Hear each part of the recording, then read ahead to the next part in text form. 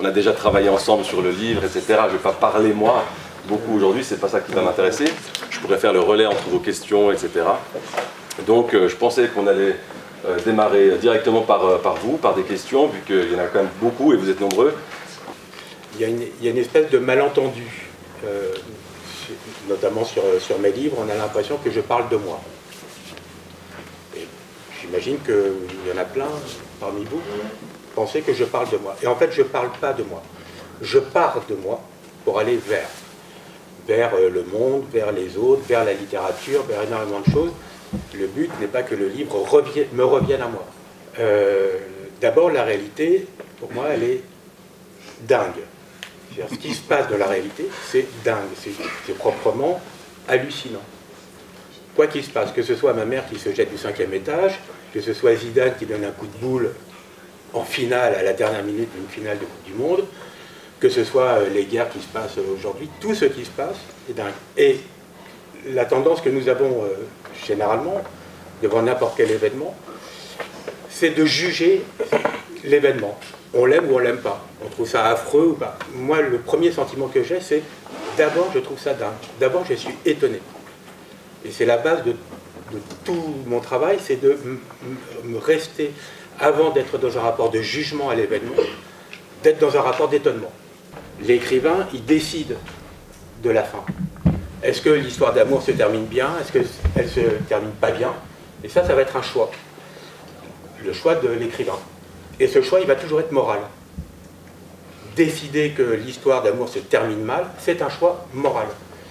Par exemple, la première scène, voilà, je revois absolument la scène, le dimanche après-midi, mon frère et moi qui jouons dans la chambre, ma mère qui débarque et qui nous dit ça, et les sensations qui étaient les miennes à ce moment-là. Et moi, j'ai eu que à retranscrire voilà, la situation que je pouvais revivre absolument à l'écrivant, et en essayant d'être le plus précis et le moins pathétique, c'est-à-dire juste les faits. Je vois très bien comment elle rentre, dans quel état elle était, ce qui s'est passé, comment elle a essayé de se jeter, etc. Donc il n'y a pas du tout de note de mémoire, enfin, voilà, c'est pas un travail de reconstitution, c'est un travail je revis la scène au moment où je l'écris. J'ai vécu une enfance heureuse. Moi, j'ai adoré être un gosse, quoi. J'ai adoré ça. Donc, il y a plein de gens qui ont cru que c'était ironique, et en fait, non, c'est parce que, d'abord, j'ai vécu une enfance heureuse que je peux dire ce qui n'allait pas à l'intérieur de cette enfance. Ma mère a occupé tout l'espace, c'est elle qui occupait tout le langage, jusqu'à l'asphyxie, donc pour moi c'était trop. Enfin voilà, maman tu nous aimes trop, voilà, tu m'aimes un peu trop, est-ce que je peux te dire ça? Non, ok. Mais, donc pendant longtemps j'ai cru que c'était elle le problème, mais c'était aussi l'absence du père le problème, le fait qu'il n'y ait pas de contrepoids à la parole de la mère, et qu'il n'y ait pas de père. Et j'ai longtemps, en tant que jeune homme, focalisé, et je me suis énervé contre ma mère, parce qu'elle prenait trop de place, elle était trop intense, on va dire. Mais en fait, le vrai problème, c'était peut-être aussi l'absence du père. Le fait que lui n'existait pas dans cette histoire, qu'il n'avait pas envie d'exister, c'était son problème à lui, mais du coup, c'est devenu aussi le mien. Alors, c'est rigolo, ce livre, je l'ai écrit pour elle, étrangement. Ouais. Elle est née en 1994, le livre est sorti en 2002, donc elle avait 8 ans. Je ne parle pas des gens pour parler d'eux, ou parce que j'aurais envie de parler d'eux. C'est parce que, à un moment donné, telle scène, telle situation est porteuse d'un sens, porteuse d'une émotion.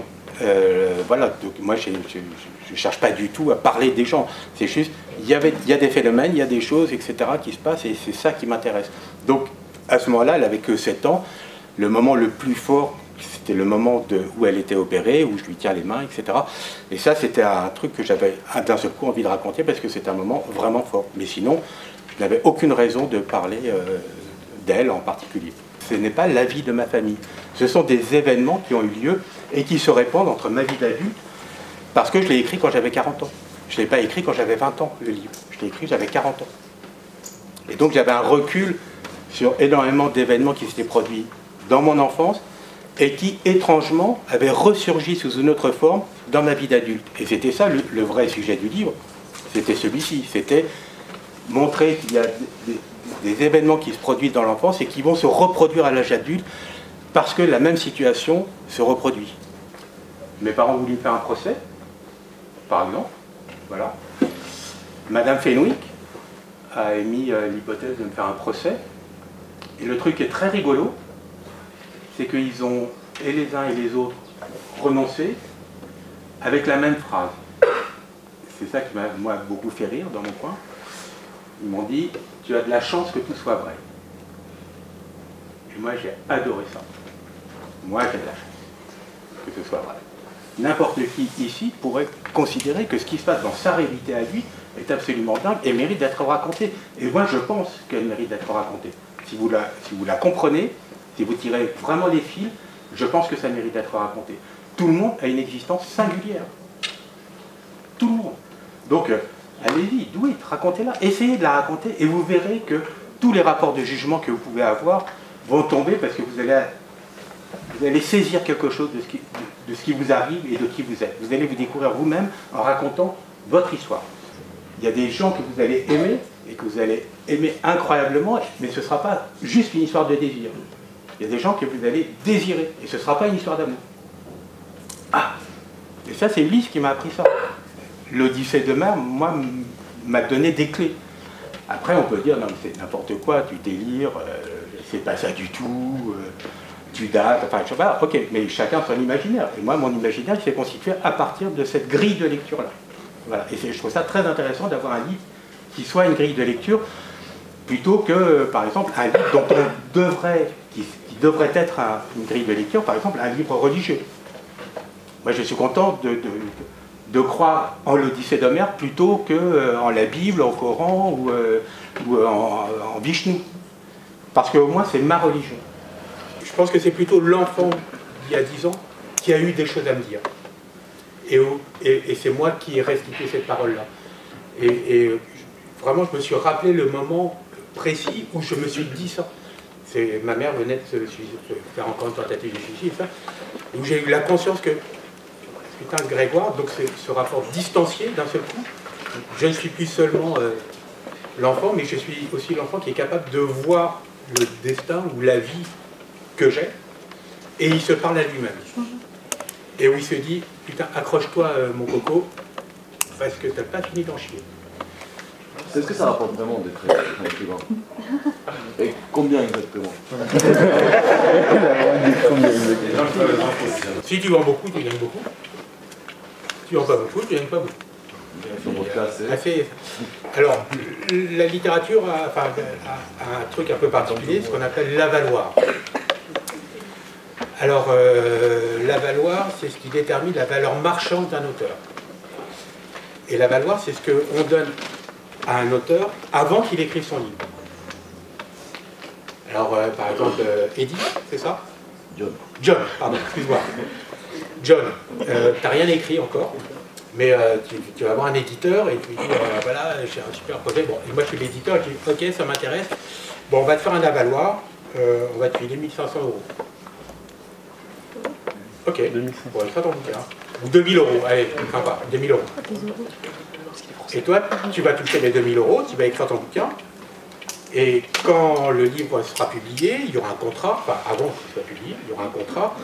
Alors le contrat, tu vas toucher 8, alors généralement quand tu démarres et que tu es inconnu, c'est 8%. Une fois que tu as vendu 10 000 exemplaires, c'est 10% sur chaque vente de livre. Tu touches 8, 10, 12%, 14%. Si tu en vends 100 000, tu es à 20%. Enfin voilà, c'est dégressif. Enfin, Progressif. Progressif, merci. J'imagine retrouver un bref instant la faculté de parler sans crainte. C'est ça pour moi écrire. C'est retrouver pendant un bref instant, 900 pages s'il le faut, la faculté de parler sans crainte. Parce que je pense qu'on a tous peur de parler. On est tous jugés sur ce que l'on dit, on n'arrive même pas à se le formuler nous-mêmes, ou même à le penser. Voilà, et arriver à parler sans crainte, pour moi c'est ça la littérature. C'est pour ça qu'il ne peut pas y avoir de censure.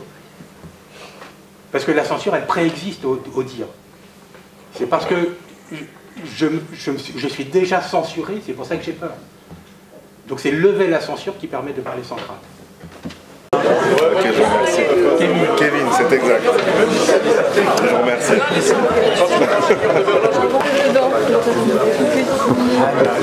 En fait, c'est quoi je vous dis?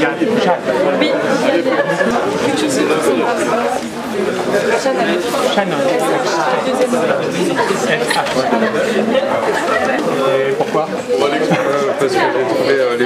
intéressant. On des trucs ce soir qu'il m'a dit.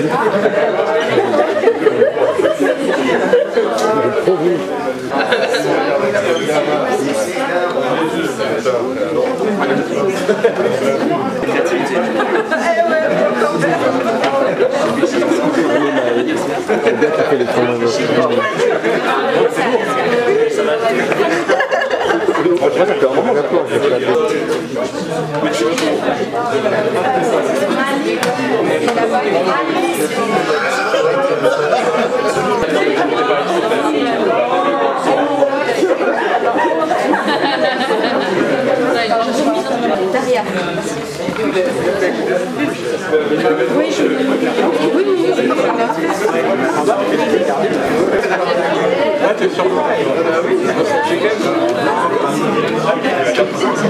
Allez, suivez. A, L, E, X,